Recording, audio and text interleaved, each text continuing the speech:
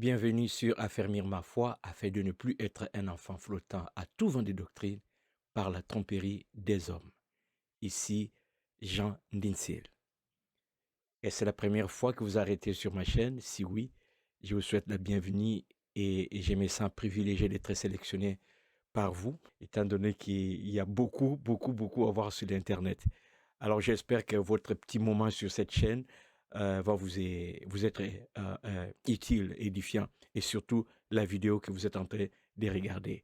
Et pourquoi ne pas aussi vous abonner? Comme vous savez, c'est gratuit, juste cliquer le bouton et chaque fois que j'aurai des nouvelles vidéos, vous allez les recevoir. Alors rapidement, pour vous qui arrivez pour la première fois, sur ma chaîne, ma préoccupation comme chrétien, c'est de vraiment investir dans la vie de tout chrétien qui a à cœur son développement spirituel. J'ai connu le Seigneur depuis mon adolescence et aujourd'hui père de 3 enfants, dont les premiers, l'aîné est bientôt sur les pieds de quitter la maison pour commencer sa vie. J'ai vécu beaucoup d'expériences dans les milieux chrétiens, j'ai vécu beaucoup d'abus aussi dans les églises. Et j'ai vu des frères aussi avec lesquels on avait commencé la foi, euh, retourner dans le monde. Et je me suis toujours posé la question de savoir qu'est-ce qui fait que moi, j'ai continué depuis que j'avais accepté Christ comme mon Seigneur et Sauveur.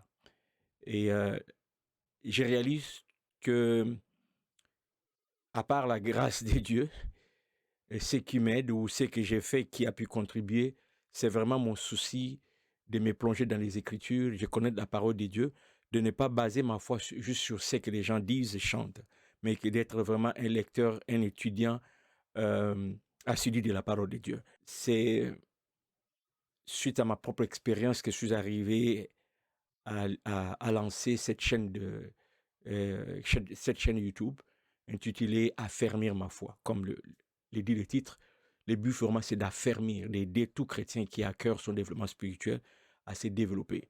Donc, me donne les devoirs d'amener sur cette chaîne tout ce que je considère comme enseignement pouvant contribuer à mûrir notre foi, à nous affermir.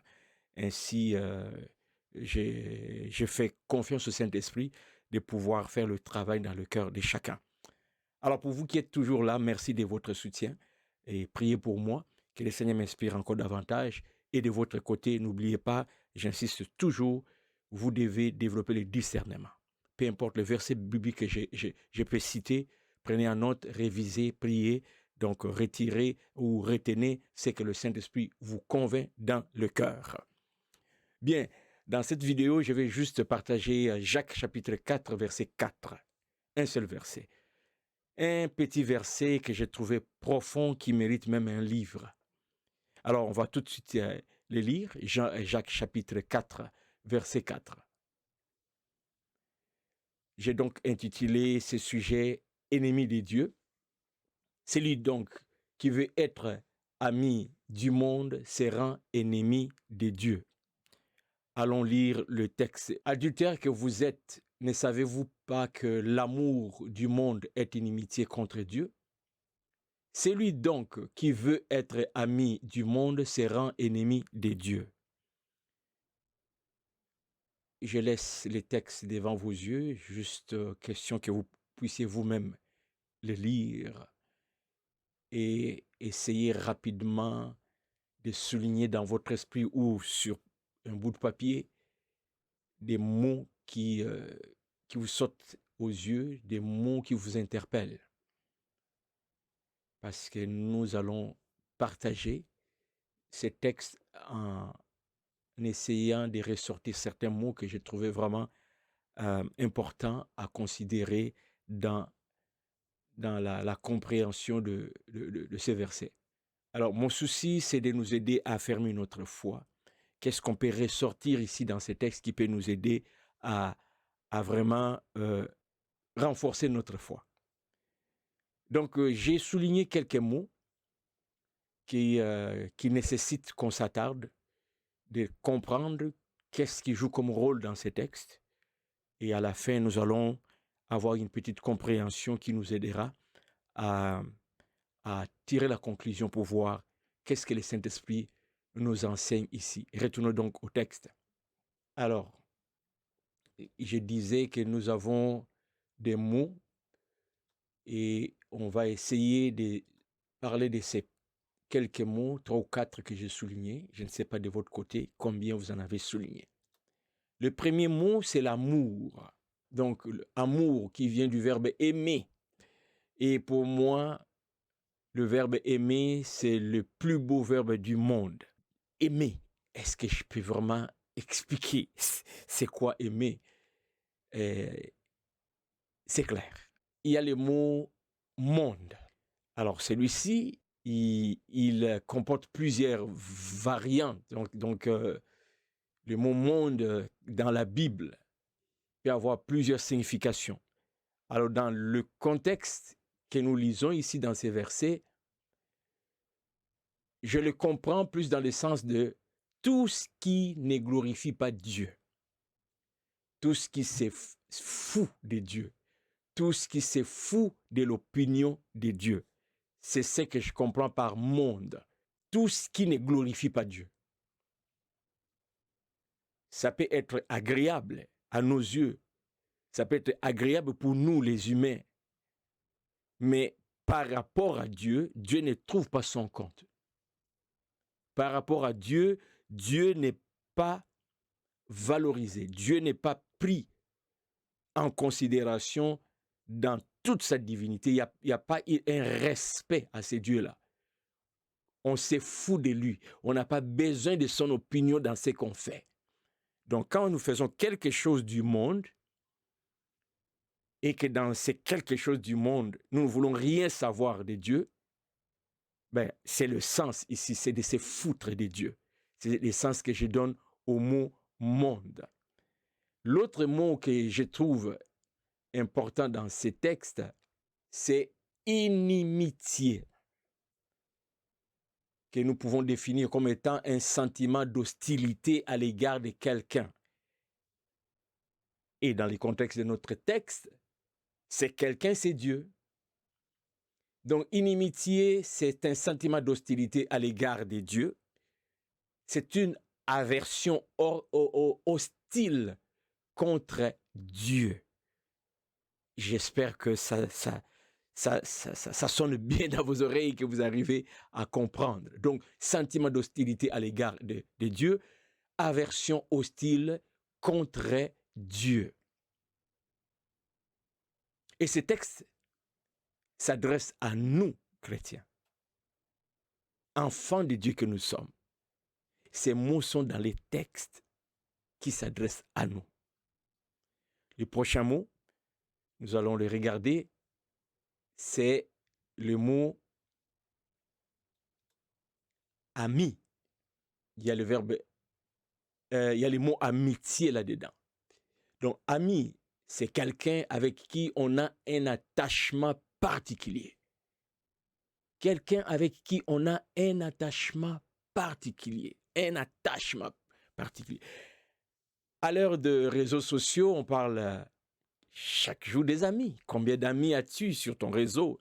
Vu de cette façon-là, dans les réseaux sociaux, les mots amis n'est pas dans le sens ici que nous venons de dire quelqu'un avec qui on a un attachement particulier. Parce qu'on peut avoir 300 ou 1 million d'amis sur notre compte, c'est pas moi de Facebook, ça ne veut pas dire qu'on a un attachement, qu'on se parle. Moi, j'en ai, je pense, 250. Mais combien de gens me disent bonjour sur ces 250? Est-ce que j'ai vraiment 250 amis? Non.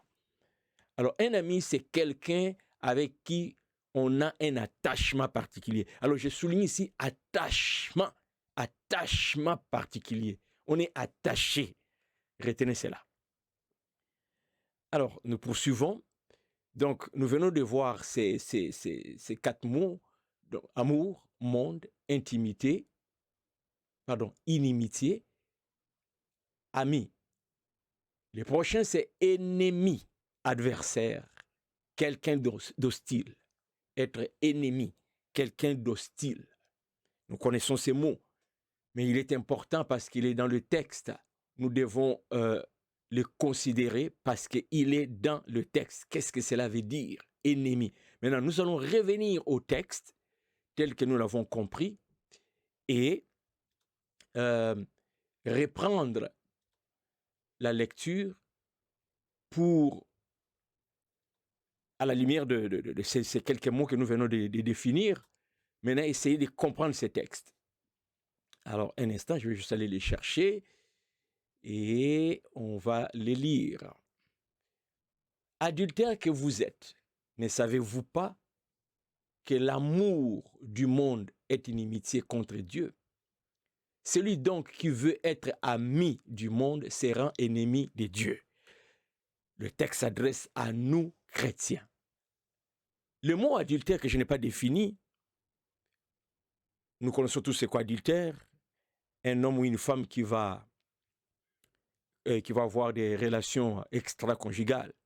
Ce mot est utilisé ici un peu pour mettre l'accent sur la relation que nous avons avec Christ. Nous sommes mariés à Christ. Et lorsque nous entretenons ou nous essayons d'entretenir une relation intime avec quelqu'un d'autre que Christ, nous devenons adultères. Et dans ce cas ici, c'est le monde. Lorsque nous devenons amis du monde, nous aimons particulièrement, nous avons un attachement particulier au monde. Le monde que nous avons défini comme étant toute chose, toute mentalité, quelque chose qui se fout de la gloire de Dieu. Vous imaginez, nous sommes en relation avec Jésus-Christ que nous aimons intimement, mais en même temps, nous voulons aussi être en intimité avec tout ce qui est hostile à Christ, tout ce qui est hostile à Dieu. Ça va pas ensemble, c'est ça que ça veut dire, mais nous devenons adultères, nous voulons être des deux côtés, ça ne marche pas. Et le texte dit que c'est lui, ne savez-vous pas que l'amour du monde est inimitié? Donc, s'attacher au monde, on crée un sentiment pas agréable dans notre relation avec Dieu. L'inimitié entre dans cette relation que nous avons avec Dieu.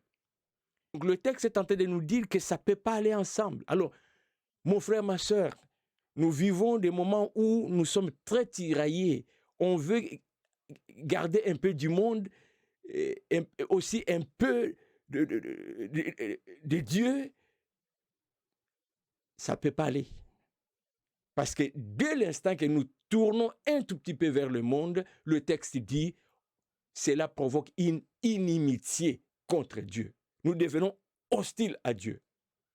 Quand bien même, vous pouvez dire que mais non, je n'ai pas dit quelque chose contre Dieu, je n'ai pas cet attachement, ce désir d'aller vers tout ce qui est hostile à Dieu nous rend aussi déjà à ce moment-là hostiles.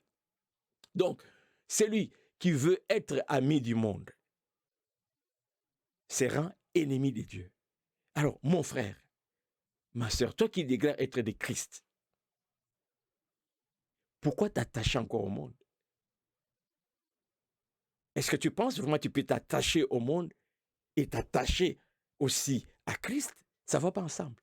Si dans la logique humaine, nous pouvons arriver à comprendre que c'est faisable, comme un adultère qui peut gérer, un homme qui peut gérer 2 femmes, qui peut développer des mécanismes de tromperie. Mais avec Dieu, ça ne fonctionne pas.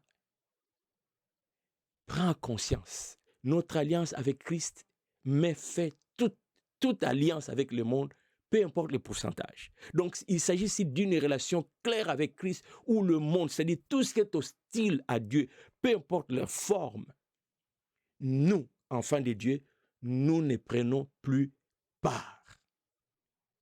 Est-ce que tu veux être ennemi de Dieu? Ou tu veux être ami de Dieu? Pour être ami de Dieu, on ne peut pas lui donner 50-50. On ne peut même pas lui donner 90%. On doit être tout à lui. Le premier commandement, tu aimeras l'Éternel, ton Dieu, de tout ton cœur. On lui donne tout. Dès l'instant que tu commences à aimer tout ce qui est hostile à Dieu, parce que ça fait partie de l'actualité, c'est la mode, c'est cool, mon frère, tu te trompes. À la lumière de ces textes, à moins de ne pas croire à cette parole, à cette exhortation de l'apôtre Jacques. Autrement, comme enfants de Dieu, ça c'est une parole qui doit nous redresser. Je n'ai pas donné 50-50. Moi, j'ai décidé dans ma vie, au quotidien, de donner tout à Christ, d'être ami à Christ, de ne pas être ennemi à Christ. Et toi, veux-tu être ennemi de Dieu? À la prochaine.